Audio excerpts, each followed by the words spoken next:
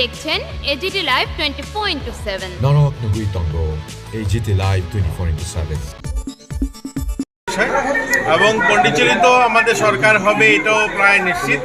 এবং ওয়েস্ট বেঙ্গল যেখানে দীর্ঘ বছর পর মমতা বিদায় হচ্ছে এবং সেখানে ভারতীয় জনতা পার্টির সরকার হবে, আমি বলবো যে সেখানকার মানুষ, সেখানকার জনতা এবং ভারতীয় জনতা পার্টি গোটা দেশে যেভাবে কাজ করছে, মোদিজির যে কাজ, সেই মোদিজির কাজের ফল মানুষ দেখছে। এবং ওয়েস্ট বেঙ্গল যে রাজ্য একটা সময় গোটা দেশকে নেতৃত্ব দিয়েছে, আপনি ইন্ডাস্ট্রিতে বলুন বা শিক্ষাক্ষেত্রে বলুন, সেই রাজ্যটা ধীরে ধীরে এত পিছিয়ে গেছে যেখান থেকে সারা দেশ জুড়ে আজকে শ্রমিক সাপ্লাই হচ্ছে। তো সেই রাজ্যের পরিবর্তন দরকার ছিল এবং সেই পরিবর্তন আমরা দেখতে পাচ্ছি। এখন পর্যন্ত যে রুঝান, সেটাতে মনে হচ্ছে সরকার প্রতিষ্ঠা হবে, এটা নিশ্চিত বলা যেতে পারে।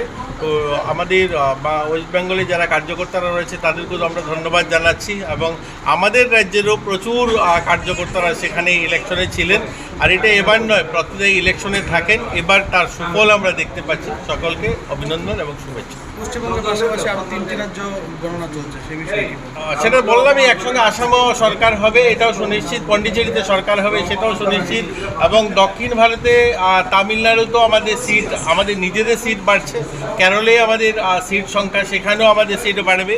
তো আমি বলতে পারি গোটা দেশে আজকের যে রেজাল্ট, সেটা ভারতীয় জনতা পার্টির পক্ষে রেজাল্ট আসছে। পাশাপাশি আজকে ধর্মনগর আর সেখানেও বিপুল ভোটে জয়ী হয়েছে। সেখানে দেখুন, একটা কথা আমি আবারও বলবো, যেহেতু আমি সরকারি মন্ত্রী রয়েছি, আপনি মিথ্যা কথা, আজকের যে প্রজন্ম, আজকের যারা যুবরা রয়েছে, তাদেরকে মিথ্যা বেশি বলে আপনি ভুলিয়ে রাখতে পারবেন না।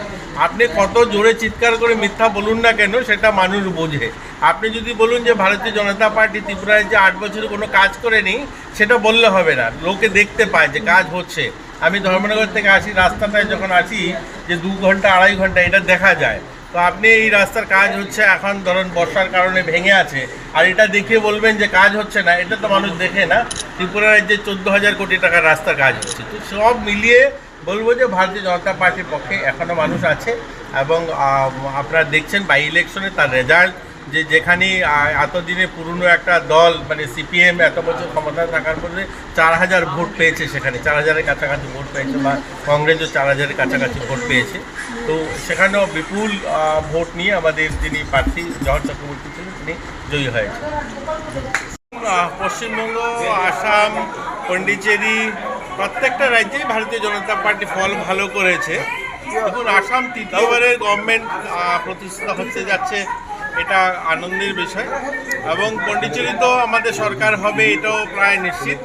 এবং ওয়েস্ট বেঙ্গল যেখানে দীর্ঘ বছর পর মমতা বিদায় হচ্ছে এবং সেখানে ভারতীয় জনতা পার্টির সরকার হবে, আমি বলবো যে সেখানকার মানুষ, সেখানকার জনতা এবং ভারতীয় জনতা পার্টি গোটা দেশে যেভাবে কাজ করছে, মোদিজির যে কাজ, সেই মোদিজির কাজের ফল মানুষ দেখছে। এবং ওয়েস্ট বেঙ্গল যে রাজ্য একটা সময় গোটা দেশকে নেতৃত্ব দিয়েছে, আপনি ইন্ডাস্ট্রিতে বলুন বা শিক্ষাক্ষেত্রে বলুন, সেই রাজ্যটা ধীরে ধীরে এত পিছিয়ে গেছে যেখান থেকে সারা দেশ জুড়ে আজকে শ্রমিক সাপ্লাই হচ্ছে। তো সেই রাজ্যের পরিবর্তন দরকার ছিল এবং সেই পরিবর্তন আমরা দেখতে পাচ্ছি। এখন পর্যন্ত যে রুঝান, সেটাতে মনে হচ্ছে সরকার প্রতিষ্ঠা হবে, এটা নিশ্চিত বলা যেতে পারে। তো আমাদের বা ওয়েস্ট বেঙ্গলে যারা কার্যকর্তারা রয়েছে তাদেরকেও আমরা ধন্যবাদ জানাচ্ছি। এবং আমাদের রাজ্যেরও প্রচুর কার্যকর্তারা সেখানে ইলেকশনে ছিলেন। আর এটা এবার নয়, প্রত্যেক ইলেকশনে থাকেন, এবার তার সুফল আমরা দেখতে পাচ্ছি। সকলকে অভিনন্দন এবং শুভেচ্ছা। পশ্চিমবঙ্গের পাশাপাশি আরও 3টি রাজ্য গণনা চলছে, সে বিষয়ে সেটা বললামই, একসঙ্গে আসামও সরকার হবে, এটাও সুনিশ্চিত। পন্ডিচেরিতে সরকার হবে, সেটাও সুনিশ্চিত। এবং দক্ষিণ ভারতে তামিলনাড়ুতেও আমাদের নিজেদের সিট বাড়ছে। কেরলে আমাদের সিট সংখ্যা, সেখানেও আমাদের সিট বাড়বে। তো আমি বলতে পারি গোটা দেশে আজকের যে রেজাল্ট, সেটা ভারতীয় জনতা পার্টির পক্ষে রেজাল্ট আসছে। পাশাপাশি আজকে ধর্মনগর আর সেখানেও বিপুল ভোটে জয়ী হয়েছে। সেখানে দেখুন, একটা কথা আমি আবারও বলবো, যেহেতু আমি সরকারি মন্ত্রী রয়েছি, আপনি মিথ্যা কথা, আজকের যে প্রজন্ম, আজকের যারা যুবরা রয়েছে, তাদেরকে মিথ্যা বেশি বলে আপনি ভুলিয়ে রাখতে পারবেন না। আপনি কত জোরে চিৎকার করে মিথ্যা বলুন না কেন, সেটা মানুষ বোঝে।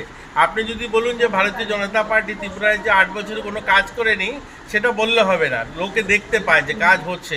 আমি ধর্মনগর থেকে আসি, রাস্তাটায় যখন আসি যে 2 ঘন্টা 2.5 ঘন্টা এটা দেখা যায়। তো আপনি এই রাস্তার কাজ হচ্ছে এখন ধরুন বর্ষার কারণে ভেঙে আছে, আর এটা দেখে বলবেন যে কাজ হচ্ছে না, এটা তো মানুষ দেখে না। ত্রিপুরা রাজ্যে 14,000 কোটি টাকার রাস্তার কাজ হচ্ছে। তো সব মিলিয়ে বলবো যে ভারতীয় জনতা পার্টির পক্ষে এখনও মানুষ আছে। এবং আপনারা দেখছেন বাই ইলেকশনে তার রেজাল্ট, যে যেখানে এতদিনে পুরনো একটা দল মানে সিপিএম এত বছর ক্ষমতায় থাকার পরে 4,000 ভোট পেয়েছে, সেখানে 4,000-এর কাছাকাছি ভোট পেয়েছে, বা কংগ্রেসও 4,000-এর কাছাকাছি ভোট পেয়েছে। তো সেখানেও বিপুল ভোট নিয়ে আমাদের যিনি প্রার্থী জহর চক্রবর্তী ছিলেন তিনি জয়ী হয়েছে। আমাদের পরিবেশিত এই সংবাদটি দেখার জন্য ধন্যবাদ। চিনিও কক্তমা নাইমা বাগুই বেলায় হাম্বাই। ये न्यूज़ कंटेंट देखने के लिए शुक्रिया। अगर आपका कोई सुझाव है तो हमें कमेंट कीजिए, सब्सक्राइब कीजिए AGT Live 24/7।